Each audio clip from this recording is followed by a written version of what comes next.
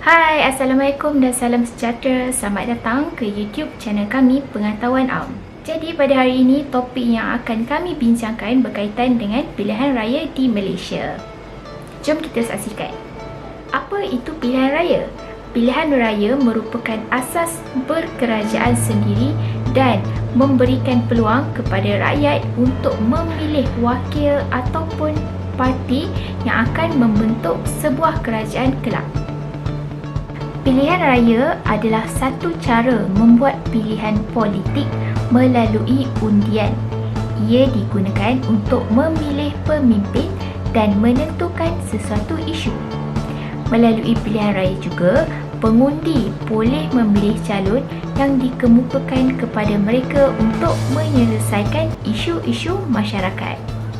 Sejarah pilihan raya di Malaysia. Pada tanggal 27 Julai 1955, pilihan raya persekutuan yang pertama telah diadakan di Tanah Melayu. Pilihan raya persekutuan ini telah memulakan satu era baru dalam perkembangan politik di Malaya, di mana selepas ini pilihan raya telah menjadi pemangkin kepada perjalanan demokrasi di Malaysia. Sejak tahun 1957, Malaysia telah mengekalkan sistem politik pelbagai parti yang mana parti politik yang memperoleh majoriti kerusi di Parlimen, Dewan Rakyat atau Dewan Undangan Negeri boleh menubuhkan kerajaan persekutuan atau negeri. Sistem yang diamalkan di Malaysia berasaskan first past the post system. Ini bermakna calon-calon yang memperoleh majoriti akan diisytiharkan pemenang di bahagian pilihan raya yang berkenaan.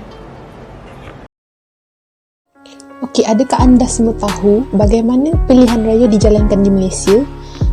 Pilihan raya dijalankan di Malaysia dengan melalui beberapa proses. Okey, antaranya adalah langkah pertama, pembubaran Dewan Rakyat atau Dewan Undangan Negeri. Pembubaran Parlimen akan berlaku setelah 5 tahun.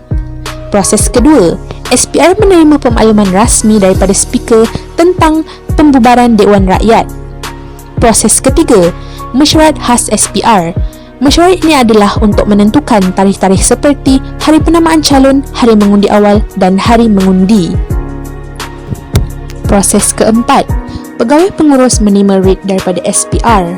Writ adalah surat kuasa yang dikeluarkan oleh SPR untuk melaksanakan pilihan raya umum atau pilihan raya kecil apabila berlaku kekosongan kerusi. Proses kelima, pegawai pengurus mengeluarkan notis. Notis pemberitahuan akan dikeluarkan untuk memberitahu tentang kekosongan Dewan Rakyat atau DUN untuk pelawaan penamaan calon. Proses keenam, penamaan calon. Penamaan calon adalah yang membolehkan mana-mana rakyat yang ingin bertanding untuk hadir bersama untuk menyerahkan kertas penamaan kepada pegawai pengurus antara jam 9 pagi sehingga 10 pagi. Proses ketujuh, kempen pilihan raya. Kempen pilihan raya akan dijalankan oleh calon-calon yang bertanding dan berakhir pada jam 12.30 malam sebelum hari mengundi. Proses ke-8, pengundian awal. Pengundian awal akan dijalankan tidak kurang daripada 3 hari sebelum hari mengundi dan kebiasaannya ia melibatkan pegawai seperti polis, tentera dan pasangan, pegawai gerakan am dan pasangan. Proses ke-9, pengundian. Pengundian adalah hari yang telah ditetapkan oleh SPR untuk pemilih yang berdaftar untuk keluar mengundi. Proses yang terakhir, penjumlahan rasmi undi atau keputusan. SPR akan mengumumkan keputusan pilihan raya dan seterusnya akan mengisytiharkan parti yang mendapat majoriti mudah atau 2/3 untuk membentuk kerajaan baru. Okey, pilihan raya ini penting untuk dilaksanakan terutamanya kepada negara yang mengamalkan sistem pemerintahan demokrasi. Okey, umum mengetahui bahawa jika sesebuah negara itu mengamalkan sistem pemerintahan demokrasi, kuasa diberikan kepada rakyat melalui pilihan raya untuk mereka pilih sendiri kerajaan yang mereka mahukan. Pilihan raya ini juga menggalakkan setiap warga negara Malaysia untuk bertanggungjawab dan mengambil tahu tentang perkembangan politik semasa negara.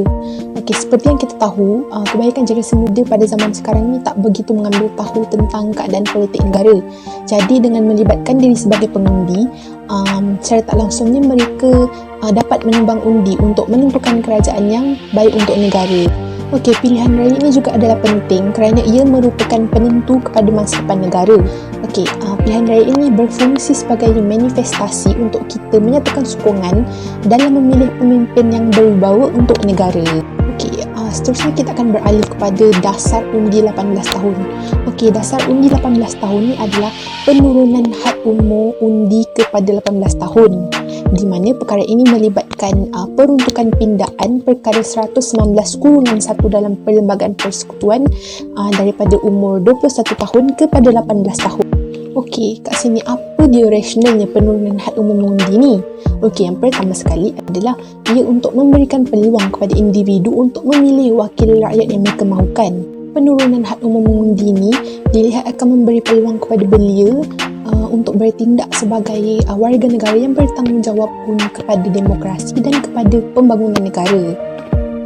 Okey, yang keduanya, ia juga dapat membantu belia untuk mempertingkatkan literasi demokrasi dan kematangan melalui pendedahan kepada pengurusan tadbir urus negara. Penglibatan belia ini dilihat akan memberikan ruang diversiti yang berbeza, di mana mereka ini dapat membantu dalam kemajuan dan kesejahteraan negara.